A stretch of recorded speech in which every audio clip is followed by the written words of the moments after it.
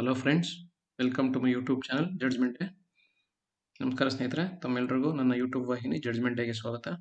Friends, today we will see a case wherein honourable Delhi high court opined that grounds of detention should be communicated in writing to detenu in language he understands. That means whenever any person has been taken into custody, that communication in writing should be in the language which is conversant with, which is understandable by him.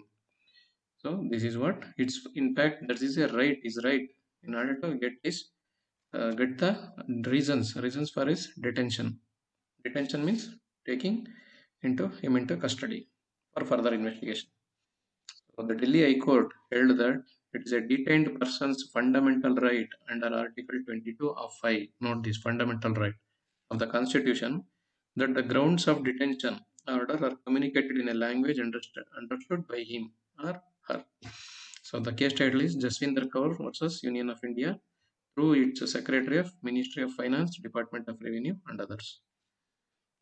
What Honorable Court noticed was that oral explanation or oral translation of the order does not amount to communication of grounds, and the same should be done in writing in a language that the detenu understand. Detenu means the person who is in custody.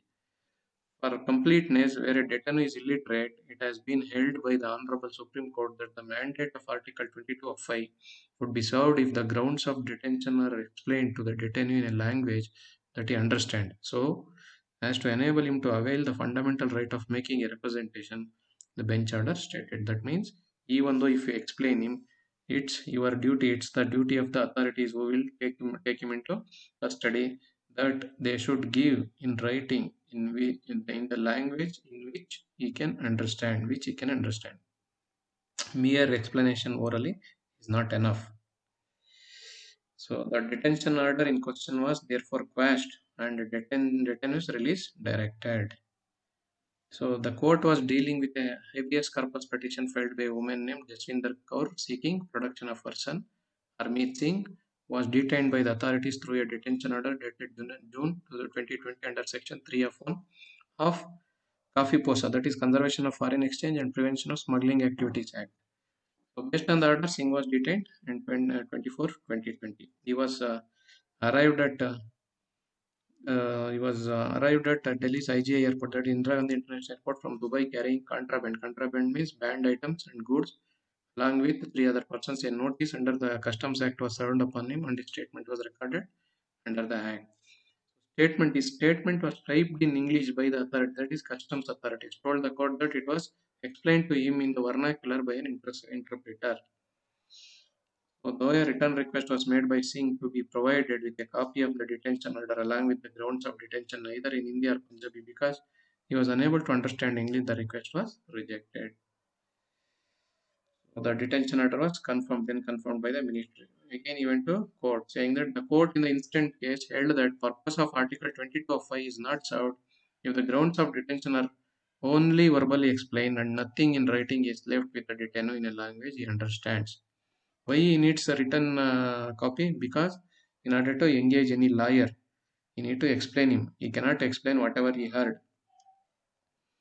It said that the communicating the grounds of detention effectively and fully implies that the grounds must be furnished in a language which the detainee understands, and that it entails translation into a language, then that is part of the constitution mandate.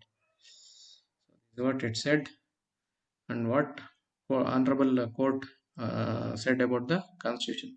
Interpreting the scope and operation of this fundamental right, the Honorable Supreme Court has laid down that communication within the meaning of Article 22 of 5 means imparting to the detainee sufficient knowledge and the grounds on which a detention order has been made, so that the detainee is in position to effectively make a representation against the order.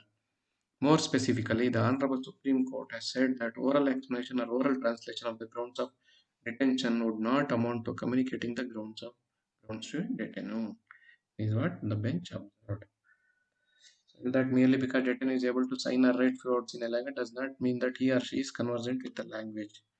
It says he was a 10th standard dropout. As he traveled to abroad many times, so authorities thought that he is well versed in English. So that's the one of contention here. So finally, court said that his order was crashed. That means it was quashed. Whatever why he was arrested and all, it has been quashed, and it order. So bench noted that. So in view of the above, the court held that the detention order falls foul of the constitutional mandate under 22 of 5 article. This is fundamental right. Note this, friends. Even though irrespective of his crime, as his fundamental rights are violated just because of technical reasons, his detention was cancelled. That means quashed. Order falls foul of the constitutional mandate. Just see the importance of fundamental right. So the case title is Jasvinder Kaur versus Union of India. This is about the details of this case, friends. Friends, please enter your observations and opinions in the comment section below. Also, please like, share, and subscribe this channel. Thank you very much.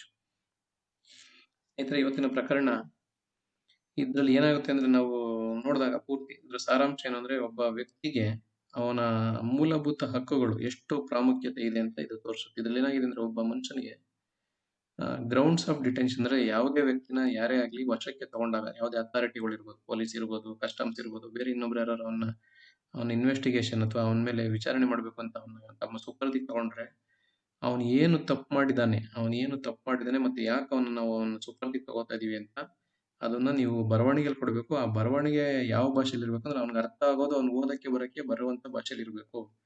ಉದಾಹರಣೆಗೆ ಅವ್ನ್ ಯಾವ್ದೋ ಕನ್ನಡ ಆಗಿದ್ರೆ ನೀವು ಇಂಗ್ಲೀಷಲ್ಲಿ ಕೊಡಕ್ ಆಗೋದಿಲ್ಲ, ಅವ್ನು ಕನ್ನಡದಲ್ಲೇ ಕೊಡ್ಬೇಕು. ಅವ್ನಿಗೆ ಇಂಗ್ಲೀಷ್ ಬರ್ಲಿಲ್ಲ ಅಂದ್ರೆ ಕನ್ನಡದಲ್ಲಿ ಕೊಡ್ಬೇಕು. ಇಂಗ್ಲೀಷ್ ಬರ್ತದೆ ಅಂದ್ರೂ ಅಷ್ಟೇ, ನನಗಿಲ್ಲ ನನ್ ಕನ್ನಡದಲ್ಲೇ ಬೇಕು, ನನ್ನ ಮದರ್ ಟಂಗ್ ಮಾತೃಭಾಷೆ ಕನ್ನಡ, ಬೇರೆ ಭಾಷೆ ಅರ್ಥ ಆಗೋದಿಲ್ಲ ಅಂದ್ರೆ ಅದು ಕೊಡ್ಬೇಕು. ಯಾಕೆಂದ್ರೆ ಅದು ನಮ್ಮ ಮೂಲಭೂತ ಹಕ್ಕಾಗಿದೆ, ನಮ್ಮ ಸಂವಿಧಾನದಲ್ಲಿದೆ.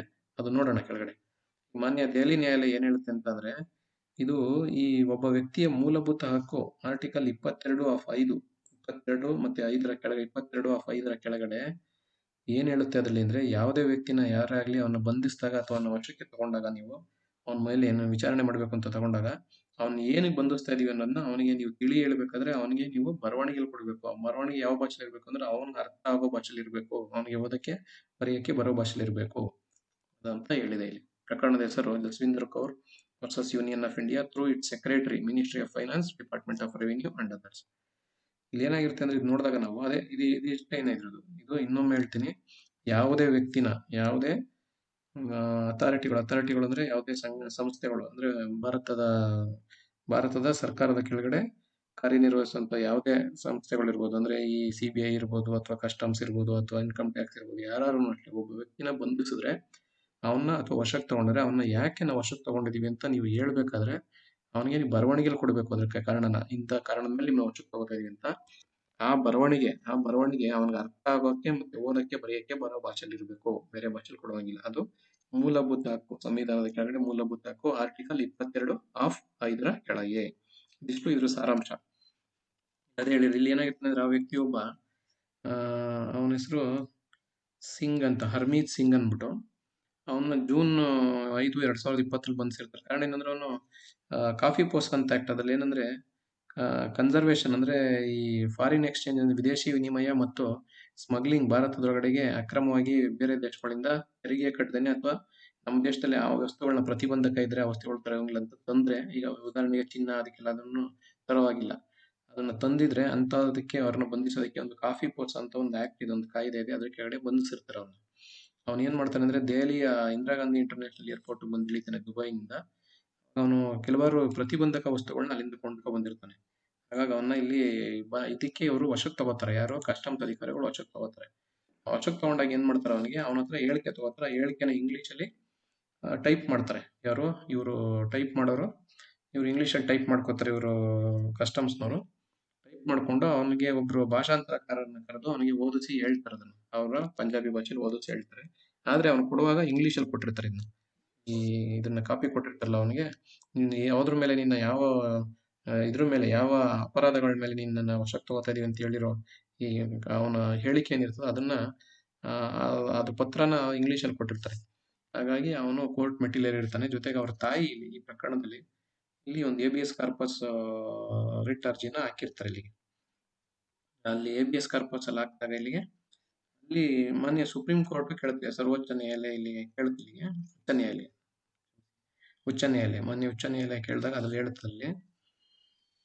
ಸೊ ಅವನು ನೋಡಿ, ಯಾವುದೇ ಪ್ರಕರಣದಲ್ಲಿ ಅವನು ಏನೋ ಕಮ್ಯುನಿಸ್ಟ, ಕಮ್ಮಿ ಓದ್ದವನಾಗಿರ್ಲಿ ಅಥವಾ ತೀರಾ ಅವಿದ್ಯಾವಂತನಾಗಿರ್ಲಿ, ಅದರಲ್ಲಿ ಸರ್ವೋಚ್ಚ ನ್ಯಾಯಾಲಯ ಏನ್ ಹೇಳುತ್ತೆ ಅಂತಂದ್ರೆ, ಆರ್ಟಿಕಲ್ 22(5) ಅದರ ಕೆಳಗಡೆ ಅವನಿಗೆ ನೀವು ನೋಟಿಸ್ ಕೊಡ್ಬೇಕಾದ್ರೆ ಅವನಿಗೆ ಓದಕ್ಕೆ ಬರೆಯಕ್ಕೆ ಬರುವಂತ ಭಾಷೆಯಲ್ಲೇ ಕೊಡಬೇಕು, ನೀವು ಬೇರೆ ಯಾವುದೋ ಭಾಷೆಯಲ್ಲಿ ಕೊಡೋ ಆಗಿಲ್ಲ.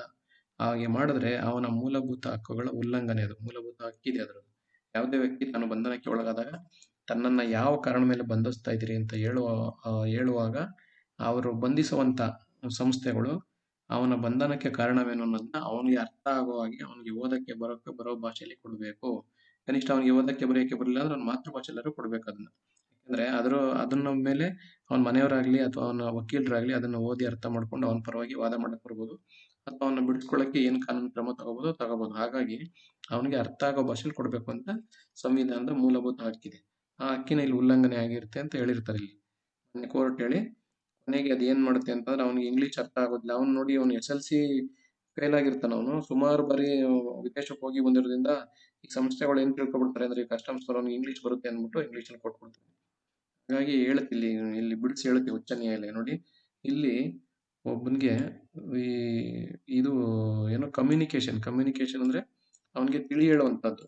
ಇಲ್ಲಿ ಏನು ಸಮೂಹ ಇದೇನಿದೆ ಇಲ್ಲಿಗೆ, ಅವನಿಗೆ ಅಂದ್ರೆ ಒಬ್ಬ ಮನುಷ್ಯನಿಗೆ ಅವನಿಗೆ ಸಂವಹನ, ನಾವು ಕಮ್ಯುನಿಕೇಶನ್ ಅಂದ್ರೆ ಸಂವಹನ ಅಂತ ಏನ್ ಹೇಳ್ತೀವಿ, ಸಂವಹನ ಅನ್ನೋ ಇದ್ರದ್ದು ಆ ಸಂವಹನ ಹೇಗಿರ್ಬೇಕು ಅಂದ್ರೆ ಆರ್ಟಿಕಲ್ 25(5) ಕೆಳಗಡೆ ಹೇಳಿದೆ. ಇಲ್ಲಿ ಸಂವಹನ ಮಾಡ್ಕೊಳ್ಳೋಕೆ ಅವನಿಗೆ ಅರ್ಥ ಆಗೋ ಭಾಷೆ ಮತ್ತೆ ಅವನಿಗೆ ಓದಕ್ಕೆ ಬರೋ ಭಾಷೆಯಲ್ಲಿ ಮಾತ್ರ ಕೊಡಬೇಕು, ಬೇರೆ ಭಾಷೆಯಲ್ಲಿ ಕೊಡೋ ಹಾಗಿಲ್ಲ ಅಂತ ಸಂವಿಧಾನ ಹೇಳಿದೆ. ಹಾಗಾಗಿ ಸುಪ್ರೀಂ ಕೋರ್ಟ್ ಕೂಡ ಅದನ್ನ ಎತ್ತಿ ಹಿಡಿದಿರುತ್ತೆ, ಕೊಡಬೇಕು. ಅದನ್ನ ಕೊಟ್ರೆ ಮಾತ್ರ ಅವನು ತಾನು ತಪ್ಪಿನಿಂದ ತಪ್ಪಿಸ್ಕೊಳಕ್ ಸಾಧ್ಯ. ಅಲ್ಲಿಂದ ಅವನು ಸೂಕ್ತವಾಗಿ ಅವನು ರೆಪ್ರೆಸೆಂಟೇಷನ್ ಅವನು ವಕೀಲರನ್ನ ಅಪಾಯಿಂಟ್ ಮಾಡ್ಕೊಳಕ್ಕಿರ್ಲಿ, ಅಥವಾ ಅವ್ನಿಗೆ ಏನ್ ಆಯ್ತು, ಯಾಕೆ ಈ ಕಾರಣದಲ್ಲಿ ಸಿಗಾಕೊಂಡಂತ ಮಾನ್ಯ ನ್ಯಾಯಾಧೀಶರ ಹತ್ರ ಹೇಳಕ್ಕಾಗ್ಲಿ ಸರಿ ಹೋಗುತ್ತೆ.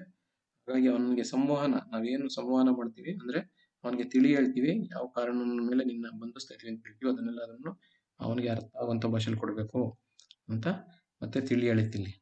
ಇಷ್ಟು ಹೇಳಿದ್ಮೇಲೆ ಇದೊಂದು ಕಾರಣ ನೋಡಿ, ಅವನದು ಮಾತೃಭಾಷೆ ಅವನದು ಪಂಜಾಬಿ ಆಗಿರ್ತದೆ, ಅವನಿಗೆ ಇಂಗ್ಲಿಷ್ ಅಲ್ಲಿ ಕೊಟ್ಟದ್ದು ಅದೊಂದೇ ಒಂದು ಕಾರಣಕ್ಕಿಲ್ಲಿ ಮಾನ್ಯ ಉಚ್ಚ ನ್ಯಾಯಾಲಯ ಏನ್ ಹೇಳುತ್ತೆ ಅಂತಂದ್ರೆ, ಇವನ್ನ ಬಂಧಿಸಿರೋದೇ ತಪ್ಪು ಅಂತ ಹೇಳ್ಬಿಟ್ಟು. ಯಾಕೆಂದ್ರೆ ಅವನಲ್ಲಿ ಮೂಲಭೂತ ಹಕ್ಕಿನ ಉಲ್ಲಂಘನೆ ಆಗಿದೆ. ಮೂಲಭೂತ ಹಕ್ಕಿನ ಉಲ್ಲಂಘನೆ ಆಗಿರೋದ್ರಿಂದ ಅವನಿಗೆ ಬಂಧಿಸಿರೋದೇ ತಪ್ಪು ಅಂದ್ಬಿಟ್ಟು ಅವನ್ನ ಬಿಡುಗಡೆ ಮಾಡಕ್ಕೆ ಇಲ್ಲಿ ಮಾನ್ಯ ನ್ಯಾಯಾಲಯ ಆದೇಶ ಕೊಟ್ಟಿದೆ. ಮೂಲಭೂತ ಹಕ್ಕು ಎಷ್ಟು ಪ್ರಾಮುಖ್ಯ ಒಬ್ಬ ಮನುಷ್ಯನಿಗೆ ಅಂದ್ರೆ, ಹಲವಾರು ಪ್ರಕರಣಗಳಲ್ಲಿ ಅವ್ರ ಪ್ರಾಣ ಉಳಿಸುತ್ತೆ. ಹಾಗಾಗಿ ಅವ್ರನ್ನ ಕಾಪಾಡಬಹುದು ತಪ್ಪಿನಿಂದ. ಆದ್ರೆ ಹಂಗನ್ಬಿಟ್ಟು ನಮ್ಮ ಮೂಲಭೂತ ಹಕ್ಕಿದೆ ನಮ್ಗೆ ಕೊಟ್ಟಿದೆ ಅಂದ್ಬಿಟ್ಟು ನಾವು ಕಾನೂನು ವಿರೋಧಿ ಚಟುವಟಿಕೆಗಳು ಮಾಡೋದಲ್ಲ. ಗೊತ್ತಿದ್ದೋ ಗೊತ್ತಿಲ್ದೇನೋ ಕೆಲವು ಬಾರಿ ತಪ್ಪುಗಳಾಗ್ಬೋದು, ಕಣ್ ತಪ್ಪಿನಿಂದನೋ ಯಾರೋ ಇನ್ನೊಬ್ಬರ ತಪ್ಪಿಂದನೋ, ಅಥವಾ ಅದು ನಮ್ಮ ದೃಷ್ಟಿಲಿ ಸರಿ ಅನ್ಸಿದ್ರು ಕಾನೂನು ದೃಷ್ಟಿಲಿ ತಪ್ಪಾಗಿರ್ಬೋದು, ನಮ್ಗೆ ಕಾನೂನು ಗೊತ್ತಿಲ್ಲದೆ ಇರ್ಬೋದು, ಅಥವಾ ಕಾನೂನು ದೃಷ್ಟಿಲಿ ಸರಿ ಇದ್ದು ನಾವೇ ತಪ್ಪು ಮಾಡಿರ್ಬೋದು. ಹಾಗಾಗಿ ಅದನ್ನೆಲ್ಲ ನಮ್ಮನ್ನ ನಾವು ಅದರಿಂದ ಹೊರಗಡೆ ಬರೋದಕ್ಕೆ, ನಮ್ಮ ಮೇಲೆ ಅಪವಾದನ ತಪ್ಪಿಸ್ಕೊಳ್ಳೋದಕ್ಕೆ ನಾವು, ಅಥವಾ ಒಂದು ಪಕ್ಷದಲ್ಲಿ ತಪ್ಪು ಅಂತ ಮಾಡಿದ್ರೆ ಇಲ್ಲೇನು ಬೇರೆಯವ್ರೇನು ಯಾರ್ದು ಪ್ರಾಣ ತೆಗ್ಯೋದು ಆತರ ಏನ್ ಮಾಡಿಲ್ಲ. ಏನೋ ಗೊತ್ತಿಲ್ಲದೆ ತಂದಿದ್ರೆ ದಂಡ ಕಟ್ಲಿ, ಇದಕ್ಕೆ ಸೂಕ್ತವಾದ ದಂಡ ಕಟ್ಲಿ, ಅಥವಾ ಅದು ಅವ್ರ ಯಾರು ಕಣ್ ತಪ್ಪಿಸಿ ತಂದಿದ್ರೆ ಅವ್ನ ಏನ್ ಜೈಲ್ ಶಿಕ್ಷೆ ಕೊಡ್ತದೆ ಅದು ಕಾನೂನು ಶಿಕ್ಷೆ ಕೊಡೋದು ಅನುಭವಿಸಿ ಬಿಟ್ಟು ಈಚೆ ಕಡೆ ಬರ್ಲಿ. ಹಾಗಂದ್ಬಿಟ್ಟು ನಮ್ಗೆ ಮೂಲಭೂತ ಹಕ್ಕು ಕೊಟ್ಟಿದ್ದಾರೆ ಅಂತ ಹಕ್ಕನ್ನು ಉಲ್ಲಂಘನೆ ಮಾಡೋದು ಕೂಡ ಸಂಸ್ಥೆಗಳಿಗೆ ಅಷ್ಟೇ ತಪ್ಪು.